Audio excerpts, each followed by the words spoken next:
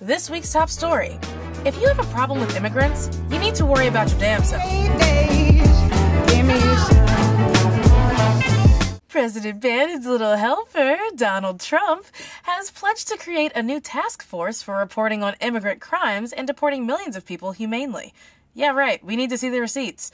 VOICE, or Victims of Immigration Crime Engagement, is just the latest attack on immigrants who have never attacked us.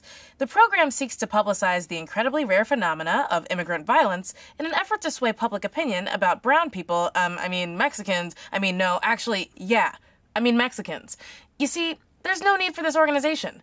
If you haven't heard about violence from undocumented immigrants, it's because it's really not happening that much. According to a 2007 National Bureau of Economic Research paper, undocumented immigrants have a much lower incarceration rate than native-born Americans. That is to say, perhaps the new government agency that our tax dollars will be paying for might do better to publicize crimes by the regular old white people who live here. Did you hear about that guy in Florida who ate a man's face and stomach because he was on something called FLACA?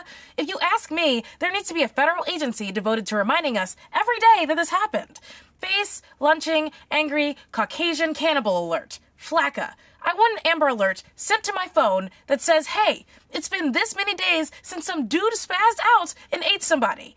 But instead, we'll get the kind of fear-mongering and hatred that scares people in the Midwest who've never met an immigrant but have totally met some potential face lunchers.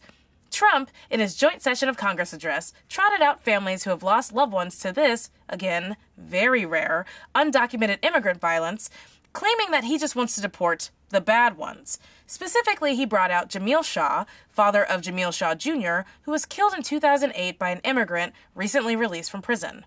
Though his killer, Pedro Espinoza, was sentenced to death in 2012, Donald Trump has politicized his unjust murder, and not the criminal justice system's answer to it, as a way to paint all immigrants with the same brush.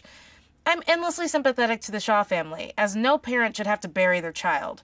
But I do wonder if they know they're being used. Donald Trump hasn't proposed deporting any police officers who kill black teenagers. Hell, he's not even proposing that those police officers stand trial or be sentenced for killing black teens outside the law. He just needed the right scapegoat to bolster anti-immigrant sentiment, and the tragedy that befell this black family was the answer. Don't be fooled. Donald Trump doesn't care about you, or me, or the Shaws. He knows that the Republican Party's only chance at survival is to create an enemy in the other. Well, suppose Donald Trump does get rid of all the Mexican immigrants. Who's next? I don't want to jump to conclusions, but before this country demonized Mexicans, they were looking at us.